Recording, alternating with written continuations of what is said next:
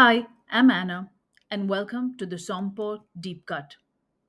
Today we're traveling down one of the most geographically dramatic wine countries in the world.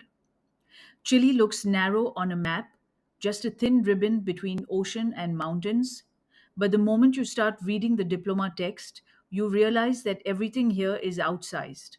The sunlight, the dryness, the distance, the diurnal range, the extremes in soil and water, and the way climate shifts as you move just a few kilometers east or west. Chile is almost 4,300 kilometers long, yet the heart of viticulture occupies a band only about 1,000 kilometers from Elqui at 30 degrees south down to Mayeco at 38 degrees south. And within that stretch, climate is surprisingly consistent.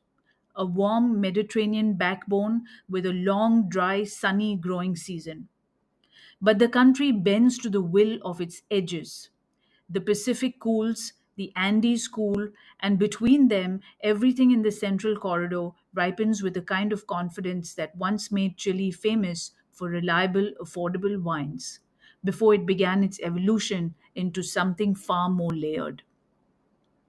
Chile's history matters here because it sets the stage for its modern identity. The early wines, Pais and Muscat, from bush wines in the south, were rustic and oxidative.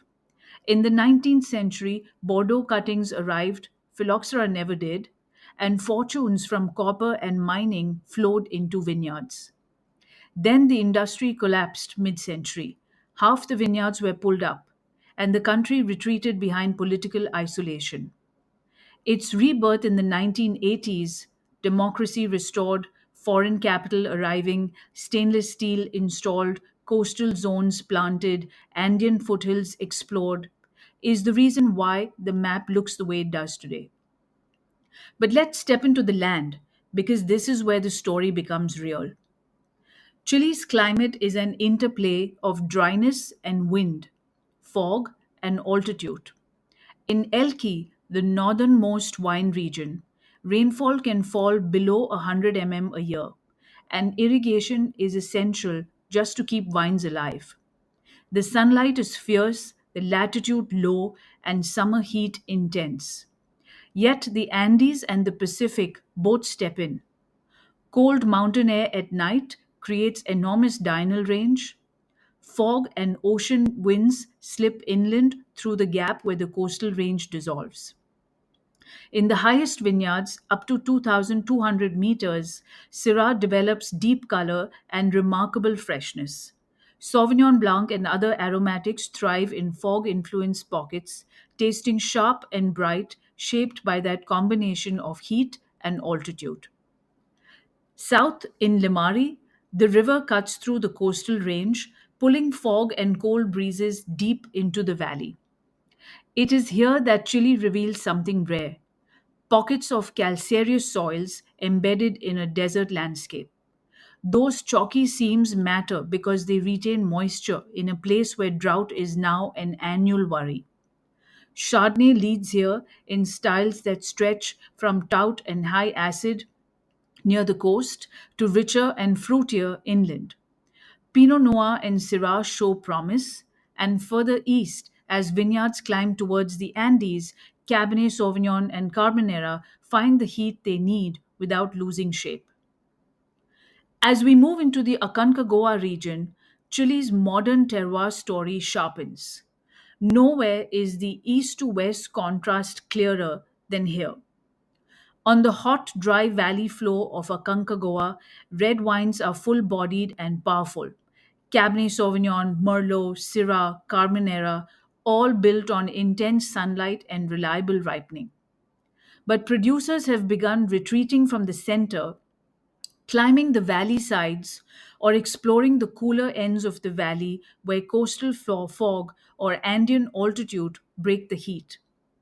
In Aconcagua Costa, fog rolls in freely, yielding Sauvignon Blanc, Chardonnay, Pinot Noir, and cool climate Syrah with vivid acidity. In Aconcagua Andes, vineyards climb towards 1,000 meters. The nights plunge, and the wines gain both ripeness and definition. South of Aconcagua lies Casablanca, first planted only in the 1980s. It is one of Chile's coolest wine growing zones because low coastal hills do little to block the Humboldt Current's influence. Fog blankets the valley in the morning, humidity rises, fungal pressure increases, and spring frosts can bite. But when conditions cooperate, Casablanca delivers Sauvignon Blanc and Chardonnay of clarity and nerve, along with Pinot Noir and Syrah from warmer interior folds. Small production keeps prices mid to premium. Just south of Casablanca, San Antonio, including the now renowned Leda Valley, brings even more precision.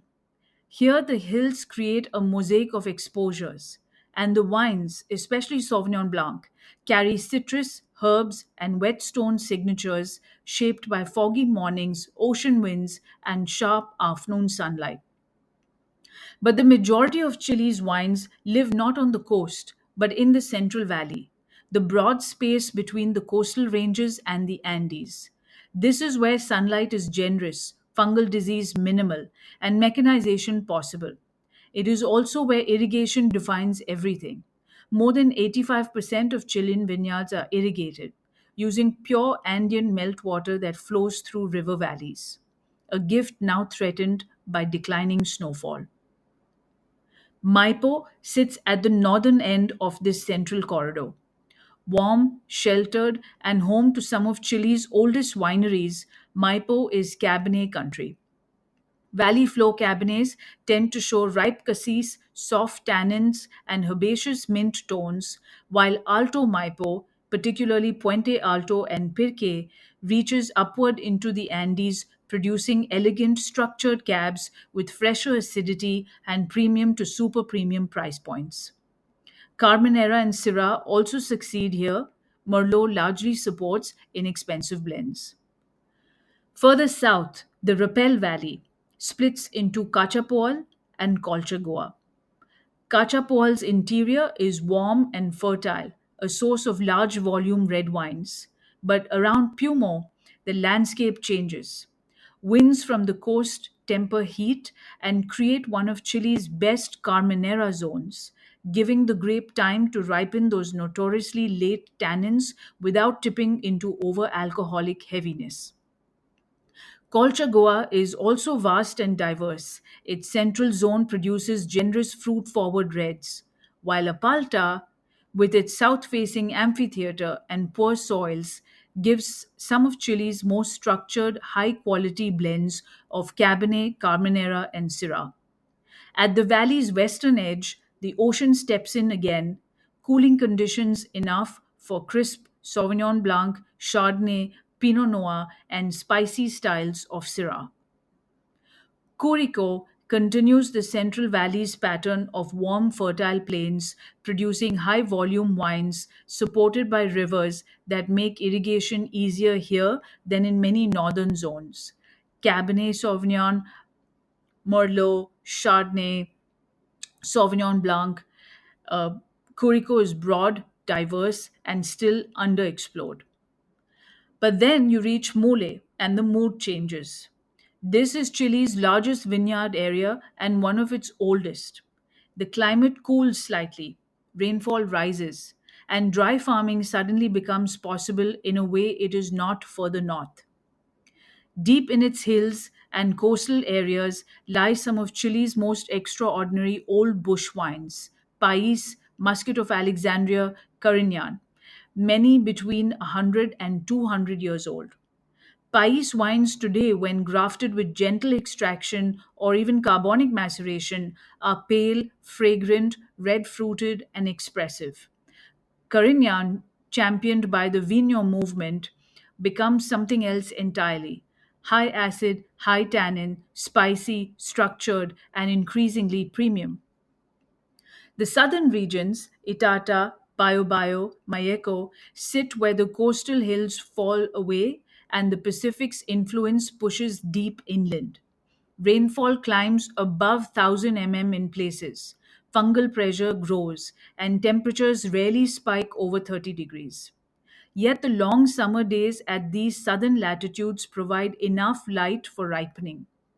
Itata's old wines dominate: Muscat of Alexandria, Pais, and Sanso, dry farmed and rediscovered for their distinctiveness. Bio mixes heritage and modern varieties with aromatic whites like Riesling and Gewürztraminer showing promise. Mayeco, cold and still sparsely planted, gives Chardonnay, Pinot Noir, and Sauvignon Blanc with piercing acidity.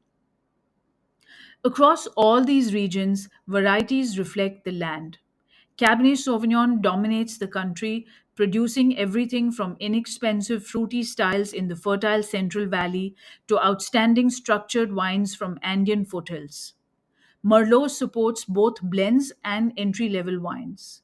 Carmenere, properly identified only in 1994, demands warm, sunny sites and careful harvest timing.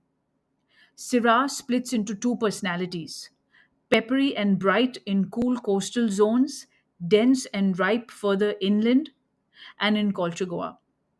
Sauvignon Blanc thrives in Limari, Casablanca, San Antonio, showing citrus tropical notes and sometimes whetstone minerality. Chardonnay, too, ranges from taut coastal expressions to richer Central Valley styles. And beneath it all, the revival grapes, Pais, Carignan, Sanso, are finding new voice. Finally, Chile's business backbone deserves attention.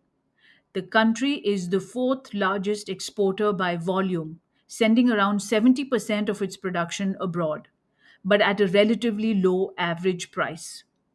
China is now its largest export market, followed by the US, Japan, the UK, and Brazil, all supported by an extensive web of free trade agreements that give Chilean wine tariff advantages. And though small, artisanal producers are rising, especially in the south and fringe terroirs. About 80% of the country's wine is still produced by four major companies whose roots reach back to the 1850s. Chile's identity today sits on a knife edge between reliability and rediscovery. It remains a country known for dependable value, but it is now equally shaped by coastal whites of tension, Andean reds of structure, dry farmed southern heritage varieties, and a quiet shift towards elegance over extraction. When you start to read Chile east to west, Pacific to mountains, instead of north to south, the DO map stops feeling crowded and begins to feel inevitable. You'll find the full written companion article linked with this episode. I do hope you enjoyed listening, and I'll see you in the next deep cut.